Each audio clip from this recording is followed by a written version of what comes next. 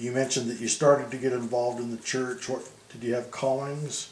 Well, they What loved Dad. Whenever we were around, if he had any interest in the church, they wanted him to work with the youth. So he immediately went into young men's. And I taught primary and then Sunday school, little kids. And I don't remember which came in which order, but I always worked with the little kids.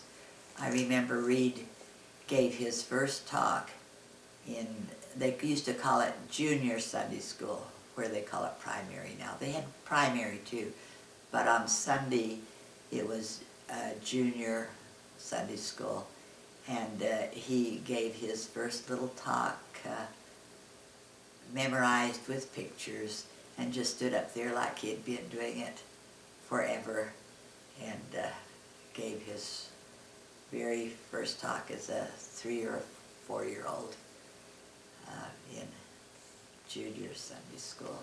And we lived a half a block from the chapel, which was also the stake center, and so we walked from our apartment to the church every Sunday. And we did not go to sacrament meeting. Back in those days, I'm sure you've heard, the men went to priesthood in the morning, came home, picked up their family, went back to Sunday school a little later in the morning, went home, had lunch, dinner, whatever, and came back in the evening, late afternoon or early evening, for sacrament meeting. And Dad always said, one meeting a day is all I need or want. And so we went to Sunday school faithfully, but we did not go back to sacrament meeting. And I remember a little bit, feeling a little bit superior in some ways. This is a failing on my part, but I repented of that, because some of these farm people did not use good English when they gave their talks. And I listened to the talks, and I, in my mind, would correct their grammar. And I have since learned that those were wonderful, wonderful people filled with the Spirit. And I learned to love them and to overlook their weaknesses, hoping that they would overlook mine. I remember when I became a visiting teacher, one of the ladies I visited was this elderly lady who gave the visiting teaching lessons. And I was so intimidated to think I had to go and give her a lesson. But I did it faithfully, and she was always very gracious and kind. So that was my introduction to visiting teaching, is having the assignment and following through with whatever was required. We, the women formed a little group. We formed our own club, and we called it the MRS Club.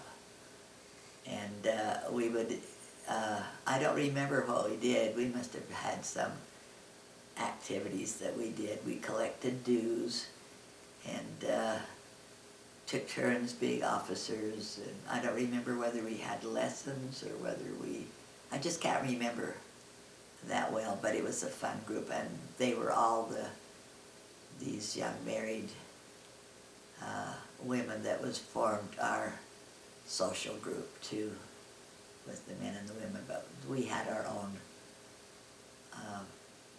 I remember one time, our own activities, I remember one time we spent weeks working, decorating Christmas stockings with little beads and embroidery and whatever. That was Reed and Karen's Christmas stockings for years and years, and I had even made an extra one, knowing that I wanted to have at least one more baby, and that was 8.5 years coming before Julie came, but we had a stocking for her, and then there was so much work when the other children came. I made them stockings, but not with all the work and love that had gone into those early stockings. And winter times were hard, lots of snow, and I remember when Reed was a little toddler, he loved to get out and play in the snow, and I would dress him all up in his snowsuit and his hat and his mittens and his boots, And he would go out and play for just a short time, and then he was cold. So he'd come in the house, and I would take it all off, and he'd play in the house for a little while. Then he was ready, all warmed up, he was ready to go back outside again.